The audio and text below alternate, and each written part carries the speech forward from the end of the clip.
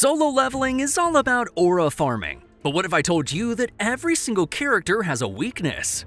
Yeah, even Sung Jin Woo. Let's break it down. We'll start with Sung Jin Woo himself. At the end of the story, he becomes an invincible, immortal entity with over 10 million shadow soldiers.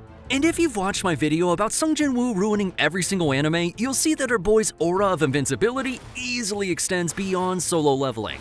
So how is it possible for this man to still have a weakness? Yep, it's his horrible sense of naming things.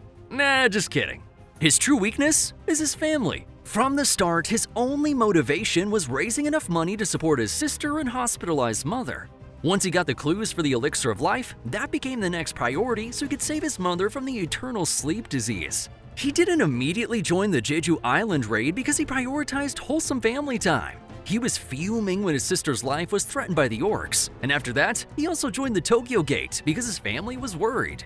Also, the reason he went to war with Thomas Andre was just to kill Hwang Dong-soo, because Jinho, who he considers a younger brother, was threatened.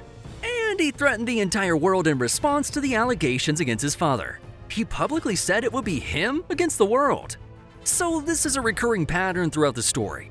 Even now, as Sung Jin Woo is fighting other universes, he was worried about his son. And so he prepared a system for him, then also asked Barrow to go help him. Of course, this doesn't necessarily mean his family is his weakness. It just means it's his priority. But it's still the closest thing Sung Jin Woo has to an actual weakness. By the way, Sung Jin Woo's father also has the same weakness. He completely went against the deal he made with the rulers the moment he realized that the Shadow Monarch is actually his son. Now next, we're going to talk about Sung Jin Woo's son, Sung Joo-ho. He's not like his dad. He's always been open to allies and forming his own party. But he does have a major weakness, and that's trying to live up to his dad. I mean, how could he? Sung Jin Woo's shadow is huge. Figuratively and literally. Joo-ho trying to become like him was always going to lead to disappointment and insecurity. That said, the solo leveling Ragnarok sequel has already given him the character development needed to carve out his own identity. He had to die hundreds of times, but we can say that his weakness has been taken care of. Moving on, let's talk about Chae Hae-in. She was already one of the stronger S-rank hunters in Korea, but she's got at least two major weaknesses. The first is her hypersensitivity to mana. It makes her visibly uncomfortable just being around other hunters, which makes it hard to be fully effective in a team. Of course, Jin Woo was an exception who genuinely surprised her to the point that she even took a sniff to make sure. Now, I know the story never really explains why Jin Woo didn't smell bad to her, but I'll give you a straightforward answer. It's because Sung Jin Woo is the source of his own mana. He's the Shadow Monarch. Meanwhile, every other hunter smelled bad to her because their powers were truly their own. As for her second weakness, it's kinda wholesome. I'm talking about how Sung Jin Woo makes her feel weak in the knees. Next is Go Gun-hee, the chairman of Korea's Hunter Association. He's one of those old anime legends who are far from their prime but still have that dog in him. But in his case, he never had a prime. And yeah, that's his weakness. He was already over 70 when the gates opened, so even though he inherited one of the fragments of brilliant light and had the same level of potential as national-level hunters, his body was too far past its peak. That's why he can never fight on the front lines like he wanted. Next up is Baek Yoon-ho, a beast-type hunter with sharp senses. And those sharp senses are exactly his weakness. See, even when others can stand up to overwhelming enemies, Baek Yoon-ho's instincts always worked against him. Just like how prey either runs or submits to a predator, Baek Yoon-ho can't overcome that primal fear. That's why he was completely subdued when the Beast King entered the chat. By the way, that same instinct is also what made him the only hunter to accurately sense that Sung Jin Woo is someone who can keep getting stronger. So even though his instincts are a weakness in battle, they're also incredibly useful when it comes to judging the strength of both allies and enemies. Choi Jung-in was said to be the ultimate soldier. So, does he also have an ultimate weakness? Yep, his weakness is that he's a glass cannon with a one-trick battle style. Choi's fire-based abilities are super effective in big coordinated raids where he can unleash his fire from a safe distance. But not every battle gives him those perfect conditions. I mean, what happens when he's faced with fast, unpredictable threats or one-on-one showdowns? We saw it happen during the Jeju Island raid. Choi was acting all badass and launching massive flame spells that roasted hundreds of ants with a single wave. But the moment the Ant King singled him out, dude was useless. Though, to be fair, everyone but Sung Jin Woo was useless against the Ant King. Moving on, we have Hwang Dong-soo, the Korean S-rank hunter who moved to America and joined the Scavenger Guild.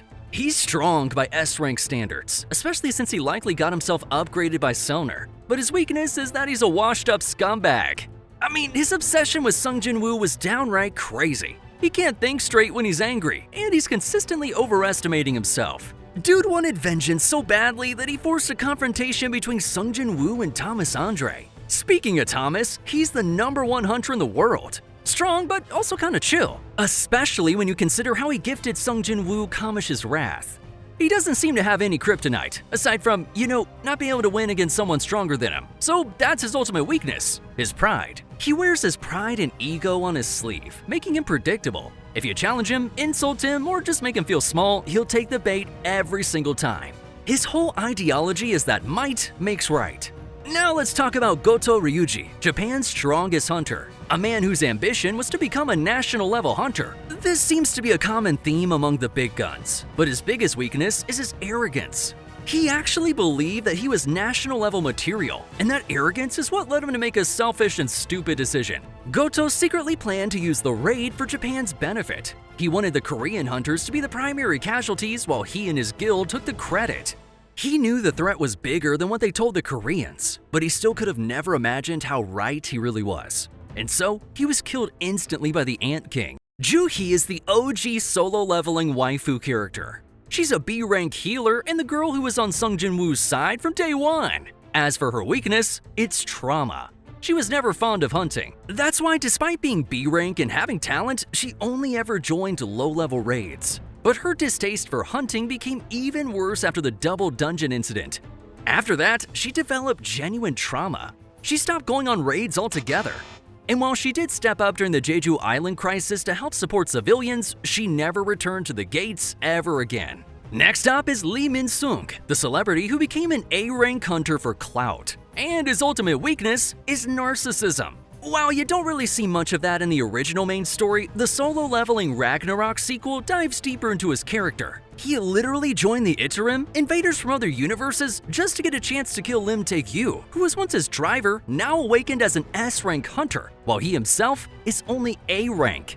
He hated being looked down on so much that he made a deal with the guys who invaded his world. Asil Radiru is a demon noble from the Demon Castle who allied with Jin Woo against the Demon King. She's friggin' adorable and an absolutely incredible character in solo-leveling Ragnarok, but her weakness is that she takes things way too literally. Loyal but also very simple-minded. So when Sung Jin Woo said, "I'll see you around," she took his word for it and waited. But decades passed, and he never paid her a visit again. You probably remember that legendary one-liner from Itachi. Every jutsu has a weakness, and your jutsu's weakness is me. Well, that's exactly the case with Koresha. Her powers as the Monarch of Plagues are deadly, but poison has absolutely no effect on Sung Jin Woo. So her weakness is him. And finally, we got everyone's favorite, Beru. His weakness is his quirky loyalty. He respects Jin Woo so much that it actually kinda gets weird, especially when he starts using speech he picked up from corny Korean historical dramas. But even with all that, he's still the best Shadow Soldier considering how Sung Jin Woo entrusted him of all shadows to go back to Earth and help his son, Sung Joo-ho. And that's it! Now watch how Sung Jin Woo fixes every single anime out there, here.